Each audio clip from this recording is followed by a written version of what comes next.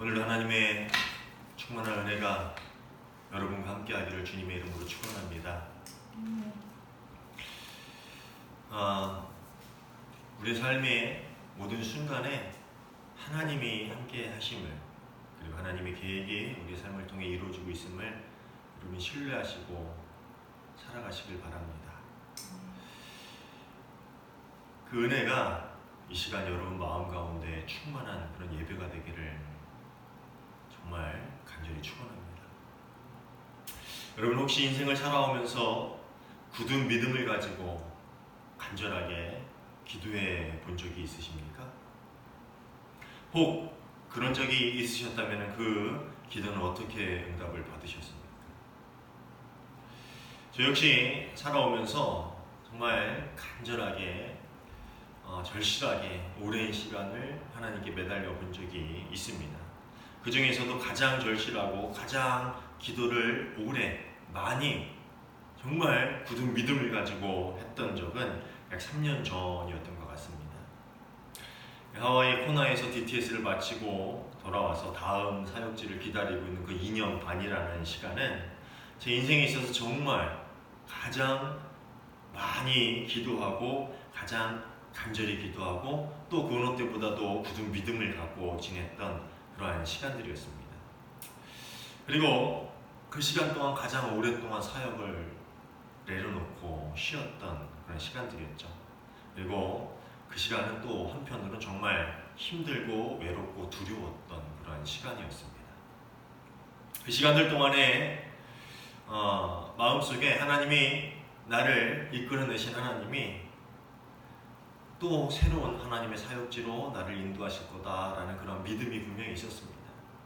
그런 믿음과 그런 확신을 가지고 이스라엘 백성이 출애굽하였듯이 그렇게 길을 나섰고, 그리고 그 가나안 땅에 하나님이 곧 들여보낼 것이다 라는 그런 믿음을 가지고 매일매일 간절하게 기도를 했습니다. 하나님 빨리 그 약속했던 그 교회에서 연락이 오게 해주세요. 비자 문제도 빨리 해결이 되고 빨리 그 교회에 약속을 했으니까 연락하고 제가 그곳에 갈 수 있게 속히 그 길을 열어주세요. 1년 동안 기다려라 하는 그 시간 동안에 곧 하나님이 그 길을 열어주실 거다라는 그런 확실한 믿음을 가지고 그 시간들을 보냈던 것 같아요. 그러다 시간이 가면서 하나님 그 교회가 아니라면 빨리 그 길을 닫고 다른 길을 저한테 열어주세요. 또 그렇게도 기도했던 것 같습니다. 그런데 그 가운데서 분명했던 것은 하나님은 반드시 나에게 사역자의 길을 열어주실 것이다. 현실은 쉬워 보이지 않았죠. 그렇지만 오늘 본문에 나오는 구절처럼 하나님께서 내 앞에 산들을 옮겨서라도 내가 기도하고 있는 그 교회에 나를 데려다 놓을 거다. 아니면은 다른 데라도 하나님이 탁 옮겨다 놓을 거다라는 그런 확신을 가지고 이렇게 기도했습니다. 근데 하나님은 제가 기도했던 것처럼 혹은 제가 소원하고 바랬던 것처럼 그렇게 역사를 쉽게 빨리 이루어주시지 않았습니다. 뿐만 아니라 아주 긴 시간을 정말 어두운 시간 가운데 저를 내버려 두신 것만 같은 그런 절망감이 수없이 저를 괴롭히고는 했습니다. 오랜 시간이 그 2년 반이라는 시간이 흐르는 동안 가끔은 내가 믿음이 부족해서 그런 걸까? 내 믿음이 연약해서 내 목회 여정에 순종하지 못한 걸까? 내가 믿음이 없어서 계획하고 구했던 대로 우리의 목회 방향, 나의 목회 길이 진행되지 않는 걸까? 라는 그런 생각이 수없이 들었습니다. 왜 안 들었겠습니까? 물론 제 믿음이 좋다 이런 장담은 할 수 없습니다. 그런데 그 시간들을 통해서 깨닫는 것 하나가 있는데, 믿음이라는 것은 어떤 일이 우리 앞에 펼쳐진다 할지라도 하나님의 전체적인 그림, 그 전체적인 계획을 신뢰하면서 하나님을 인정하고 그 길 가운데서 하나님께 여전히 찬양하고 감사할 수 있는 것. 참 힘든 것 같아요. 하나님을 인정하기 때문에 하나님을 찬양하고 그 모든 일을 감사할 수 있는 것. 그게 힘든데 그게 믿음이라는 것을 깨달았습니다. 내가 기도했던 대로 짠 이루어지면은 내 믿음이 좋아서 내가 확신을 가지고 기도해서 그게 믿음이 아니라 어떠한 응답이라도 하나님의 계획 가운데 내가 들어있구나, 그것을 확신하면서 감사하는 것, 그게 믿음이구나 라는 것을 그 시간 가운데서 깨달았습니다.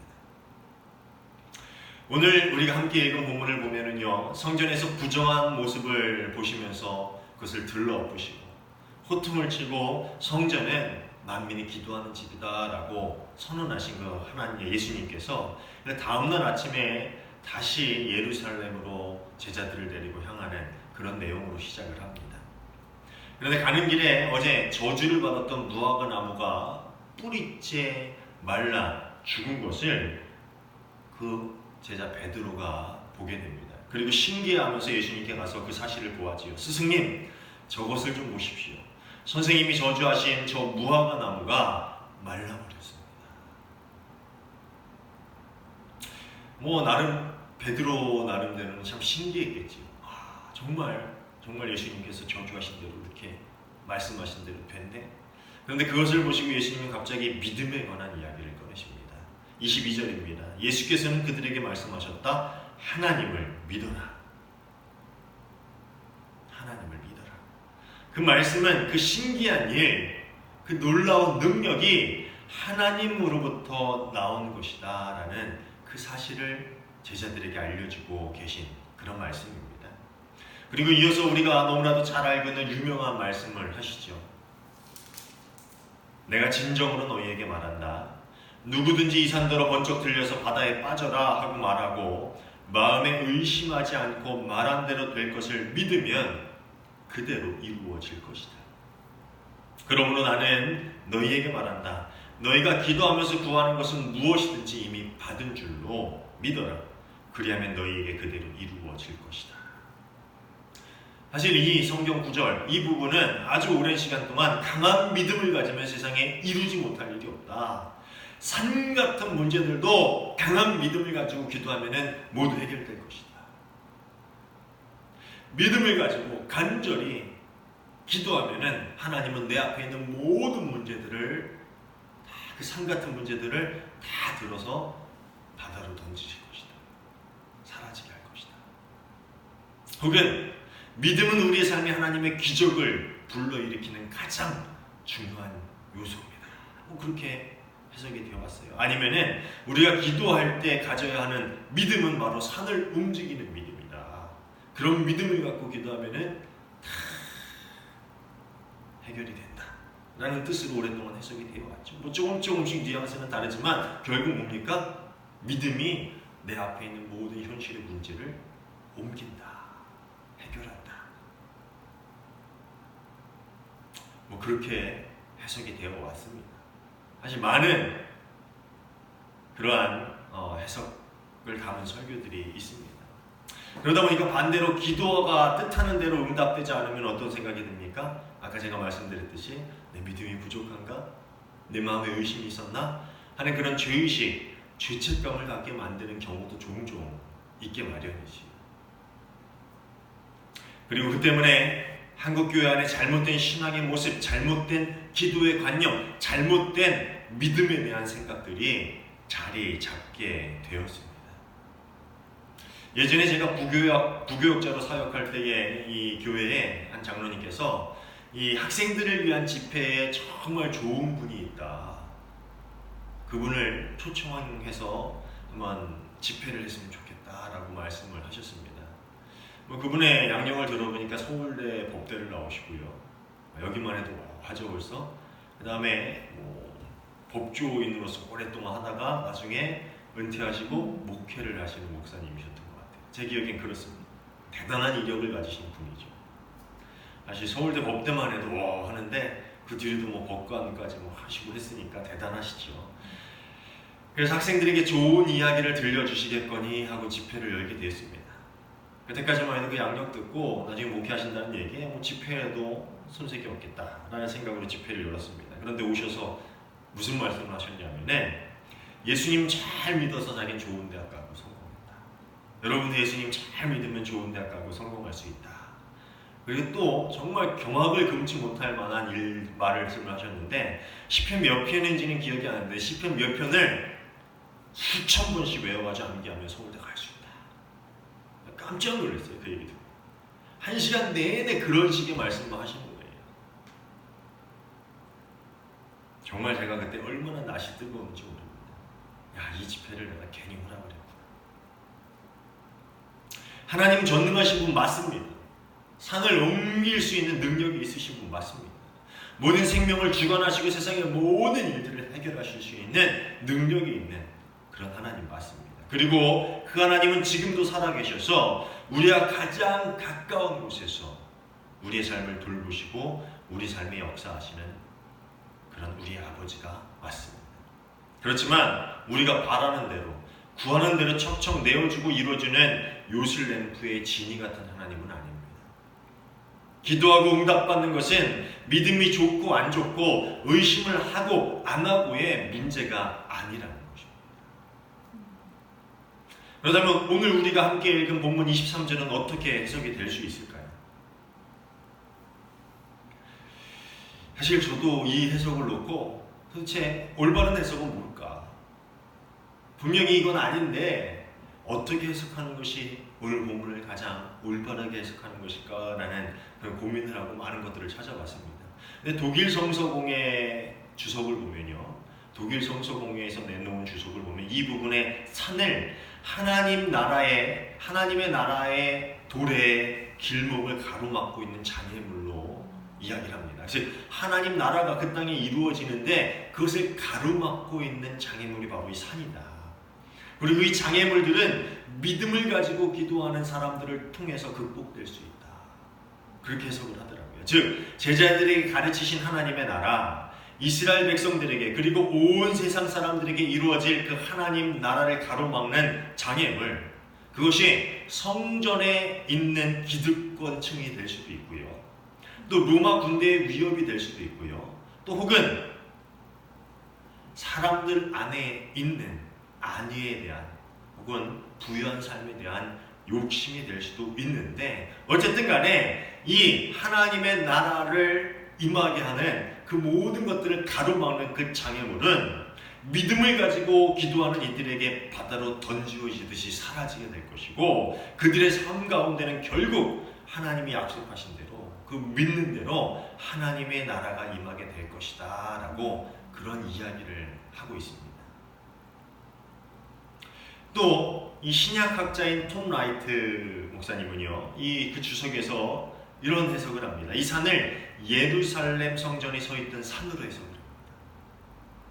즉 예수님께서는 현재의 질서가 하나님의 새로운 질서로 바뀌도록 담대한 확신을 가지고 기도해라 라는 그런 격려의 말씀을 제자들에게 하시면서 그 어떤 것도 하나님 나라의 새로운 질서를 막을 수 없다. 믿음으로 구하는 자들에게 그 하나님 나라의 새로운 질서를 막을 수 있는 것은 아무것도 없다. 그것을 막는 것이 있다면 그것을 믿음으로 저 바다로 던져라 하면 그것이 내 믿음 가운데서, 내 삶 가운데서 사라져서 결국 이 세상 가운데, 내 삶 가운데, 우리 공동체 가운데 하나님의 새로운 질서가 도래하게 될 것이다 라는 그런 말씀을 하신 것이다 라고 해석을 하더라고요. 사실 제가 해석을 하기에는 이렇다 저렇다, 이것은 이렇다 저렇다 말하기에는 참 난해한 구절이죠. 그래서 권위 있는 두 해석을 여러분한테 들려드렸는데, 사실 성전을 포함한 이 이스라엘이 무너지고, 성전뿐만 아니라 이스라엘이 무너지고 폐허가 되는 그런 예언은 종종 구약에도 등장을 합니다. 예레미야 25장 9절에서 10절 말씀입니다. 내가 나의 종 바벨로니아 왕 느부갓네살을 시켜서 북녘의 모든 민족을 데려오겠다. 나 주의 말이다. 내가 이렇게 그들을 데려다가 이 땅과 그 주민을 함께 치게 하며 그 주위의 모든 민족을 치게 하겠다. 내가 그들을 완전히 진멸시켜서 영원히 놀리움과 빈정거림과 조롱거리가 되게 하고 이 땅을 영원한 폐허 더미로 만들겠다. 내가 그들에게서 흥겨워하는 소리와 기뻐하는 소리, 즐거워하는 신랑 신부의 목소리, 맷돌질하는 소리, 등불빛을 모두 사라지게 하겠다. 이 땅은 깡그리 끔찍한 폐허가 되고 이 땅에 살던 민족은 70년 동안 바벨로니아 왕을 섬기게 될 것이다. 예레미야 나오는 말씀인데, 그때 솔로몬 성전 그리고 예루살렘 그리고 남유다를 포함한 모든 그 땅의 백성들이 결국 끔찍한 폐허 가운데서 바벨론으로 끌려가게 될 것이다. 성전이 무너지게 될 것이다 라는 그런 예언을 하고 있다는 것이죠. 당시 하나님을 온전히 섬기지 못하고 삶의 하나님의 백성으로서의 열매가 없는 남유다에게 앞으로 어떤 일이 일어날지에 대한 그 하나님의 심판을 예언하고 있는 그러한 부분입니다. 그런데 유다의 마지막 왕이었던 시드기야 그리고 유다의 백성들은 그 예언, 선지자를 통한 하나님의 경고에 절대 결코 귀 기울이지 않았습니다. 그럼에도 그들이 믿던 믿지 않던 간에 하나님의 경고의 말씀, 하나님이 그들에게 이루실 그 일들은 일어났습니까? 안 일어났습니까? 일어났지요. 그대로 성취되었다라는 것입니다. 어쩌면 예수님께서 바다에 던져지게 될 그 산은 잎사귀만 무성한 저 성전, 하나님을 온전히 섬기고 예배하고 있지 못한 그 열매 없는 그 당시 예루살렘 성전을 이야기하고 있다라고 해도 마칠 것입니다. 그리고 정말 그 산이 성전이 있는 그 산이라면 예수님의 그 말씀은 정말 놀라운 비유입니다. 왜냐하면 성전은 그들 삶의 중심이었죠. 모든 이스라엘 백성의 삶의 중심이었습니다. 그 어느 것보다도 거룩하고 또 하나님의 이름이 계시는 것, 하나님의 임재하는 곳이다 라고 여겨왔던 거룩한 장소, 성소였다는 것이죠. 그 성전이 있는 산을 바다로 던진다라는 것은 그 비유만 해도 정말 놀라 자빠질 만한 일입니다. 그렇지만 그 모든 제도, 사회 지도층들, 종교 권위자 등등 모든 기득권 계층들이 모여 살던 그곳은 그 어떤 곳보다도 하나님의 나라를 가로막고 있는 장애물이었을지도 모릅니다. 그리고 그런 성전을 보면서 누구든지 이 산을 번쩍 들려서 바다에 빠져라 하면 내 마음에 의심하지 않고 그 말한 그대로 믿으면은 그대로 이루어질 것이다. 이 예수님의 말씀은 나의 삶에, 가정에, 나라에, 이 모든 세상에 하나님의 나라의 질서가 새롭게 세워질 것이다 라고 믿는 그런 믿음을 가진 이들에게 결국 그 모든 믿음대로 하나님의 나라가 이루어질 것이다 라고 말하고 있다라는 것이죠. 아마 그 당시 제자들에겐 그렇게 들렸었을 것 같아요. 너희가 결코 무너질 것 같지 않은 저 성전, 그렇지만 하나님의 나라를 가로막게 될 그 장애물이 될 그 성전, 그것이 무너지라 하나님의 나라가 임재하기 위해서 그 모든 장애물이 무너질 것이다, 바다에 던져질 것이다 라는 그런 믿음을 갖고 하나님의 나라를 구한다면, 정말 그렇게 하나님의 나라, 하나님의 새로운 질서, 새롭게 임할 하나님이 다스리는 그 나라를, 그 믿음을 갖고 구한다면은 너희의 삶 가운데, 그리고 이 이스라엘 땅에 하나님의 나라가 이루어지게 될 것이다. 네 믿음대로 하나님이 그렇게 행하실 것이다. 그렇게 이야기하고 있다라는 것이죠.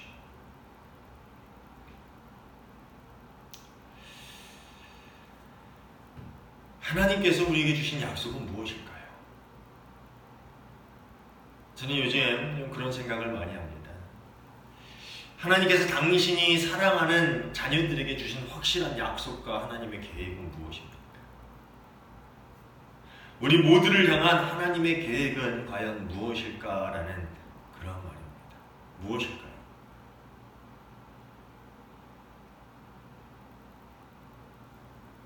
그것은 바로 우리를 죄에서 구원하시고 당신의 자녀 삼으셔서 우리가 하나님의 나라의 백성으로 살게 하시고 또 우리를 통해 하나님 나라를 이뤄가며 확장시켜 가시는 것, 그것만이 분명하고 확실한 약속이고 하나님의 계획이라는 것입니다. 이해가십니까? 사실 저도 오늘 본문의 말씀이 믿음을 가지고 담대히 구하면 우리 앞에 모든 문제들이 해결된다, 우리 삶의 놀라운 기적들, 즉 소위 말하는 세상적인 복들이 믿음을 가지고 담대히 구하면 이루어진다, 믿고 구하면 하나님이 건강도 주시고 물질도 주시고 우리 자녀도 잘 되고 사업도 잘 되고 세상의 부귀영화도 누리며 살 수 있다, 우리 사업의 모든 문제들, 우리 삶의 모든 장애물들 믿음을 갖고 구하면 그 모든 산들이 옮겨져서 바다에 던져지고 우리 삶에 정말 큰 복들이 임한다. 이렇게 해석되어졌으면 얼마나 좋겠습니까? 사실 저도 그랬으면 좋겠어요.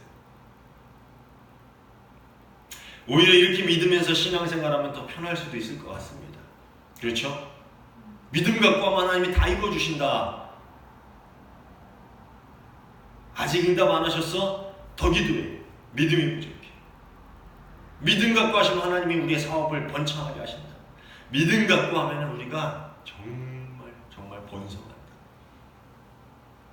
이렇게 믿으면서 신앙생활하면 정말 편하죠. 간단합니다. 하지만 그런 류의 믿음은 예수님이 가르쳐주신 진짜 믿음이 아닙니다. 지난주에 우리 추수감사주의를 보내면서 행복하십니까? 아니요, 감사합니다 라는 책을 잠깐 언급했는데, 진짜 믿음을 가지고 사는 이들에게는 이런 고백이 필요합니다. 제 삶에 어려움이 하나도 없고 모든 일이 순조롭게 잘 되고 삶도 부유하고 몸도 건강하고 자녀도 모두 잘 지내고 그래서 정말 행복합니다. 그런 고백보다는 사는데 어려운 일이 많네요. 사업도 잘 안 풀리고 경제적인 상황이 좋지 않네요. 요즘은 건강도 좋지 않아서 병원에 다닙니다. 자녀가 열심히 공부했는데 원하는 대학에 붙지 못했네요. 재수를 해야 될 것 같아요. 그렇지만 감사합니다. 여전히 하나님이 저에게 약속하신 그 구원은 삶을 통해서 이루어지고 있고, 여전히 제 삶을 통해서 하나님 당신의 나라를 만들어가고 계신다고 저는 믿고 있으니까 행복하냐고요? 아니요, 감사하지요. 그런 고백이 진짜 믿음이 아닐까 합니다. 그리고 이것이 바로 산을 옮기는 그런 믿음이라고 할 수 있을 것입니다. 그리고 진짜 옮겨질 산은 어쩌면 내 안에 있는 하나님을 움직이려는 욕심의 산, 하나님을 이용하려는 교만의 산, 하나님의 눈을 속이려는 어리석음의 산일지도 모릅니다. 여전히 하나님은 우리 삶 가운데 약속하신 일들을 이루고 있는데, 여전히 하나님은 우리를 구원하시고 그 구원의 길로 우리를 이끌어가고 계시고 그 계획들을 우리의 삶을 통해서 이뤄가고 계신데, 여전히 내 안에서 내 뜻대로, 내 욕심대로, 내 바람대로 하나님을 움직이려는 그 욕심과 교만과 어리석음의 산들은 크게 자리 잡고 있습니다.